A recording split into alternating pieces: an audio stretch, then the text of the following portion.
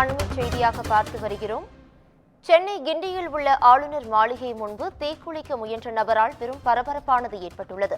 ஆளுநர் மாளிகையின் 2வது நுழைவாயில் முன்பு முத்துராஜ் என்பவர் தீக்குளிக்க முயற்சி செய்துள்ளார்.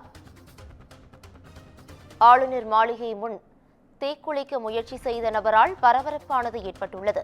பாட்டிலில் வைத்திருந்த பெட்ரோலை உடலில் ஊற்றி தீக்குளிக்க முயற்சித்த முத்துராஜாவை போலீசார் தடுத்து நிறுத்தியுள்ளனர். மேலும் அவரிடம் தற்கொலைக்கு முயன்ற முத்துராஜா கிண்டி காவல் நிலையம் அழைத்துச் சென்று போலீசார் அவரிடம் விசாரணை மேற்கொண்டுள்ளனர். இது குறித்தான முக்கிய செய்தியை தற்போது பார்த்து வருகிறோம். இது குறித்தான கூடுதல் விவரங்களை வழங்குவதற்காக எமது செய்தியாளர் சுப்பிரமணியன் இணைகிறார். சுப்பிரமணியன், வணக்கம். இது குறித்தான முழு விவரங்கள் என்ன? சென்னை கிண்டியில் இருக்கக்கூடிய ஆளுநர் மாளிகை முன்பு ஒருவர் தீக்குளிக்க முயன்ற சம்பவம் பெரும் பரபரப்பை ஏற்படுத்தி இருக்கிறது. பலத்த பாதுகாப்பு நிறைந்த பகுதியாக கிண்டி ஆளுநர் மாளிகை இருக்கிறது. அந்த ஆளுநர் மாளிகையுடைய 2வது நுழைவு வாயில் பகுதியில் இன்று அடையாளம் தெரியாத ஒருவர் பெட்ரோல் ஊற்றி தீக்குளிக்க முயன்றார். உடனே அங்கிருந்தக்கூடிய போலீசார் காப்பாற்றி அவரை கிண்டியில் இருக்கக்கூடிய காவல் நிலையத்தில் கொண்டு சென்று விசாரணை என்பது நடத்தி கொண்டிருக்கிறார்கள்.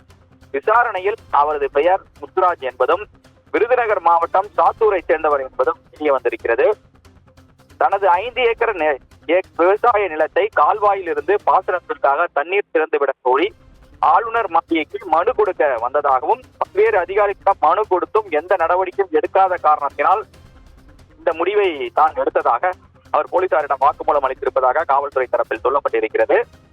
இந்த நிலையில் அவரிடம் போலீசார் விசாரணை மேற்கொண்டு வருகிறார்கள். தொடர்ந்து ஏற்கனவே ஆளுநர் மாளிகை மீது ரவுடி சர்கா வினோத் என்பவர் பெட்ரோல் குண்டு வீசி தாக்குதல் நடத்திய சம்பவம் பெரும் அதிர்வலைகளை ஏற்படுத்தியது. அதன் பிறகு பாதுகாப்பு பலப்படுத்தப்பட்டது. இந்த நிலையில் மீண்டும் அடையாளம் தீக்குளிக்கக்கூடிய சம்பவம் அதிர்ச்சியை ஏற்படுத்தியிருக்கிறது. காவல்துறையினர் தங்களுடைய கண்காணிப்பை தீவிரப்படுத்தியிருக்கிறார்கள். கூடுதல் விவரங்களுக்கு நன்றி சுப்பிரமணியன்.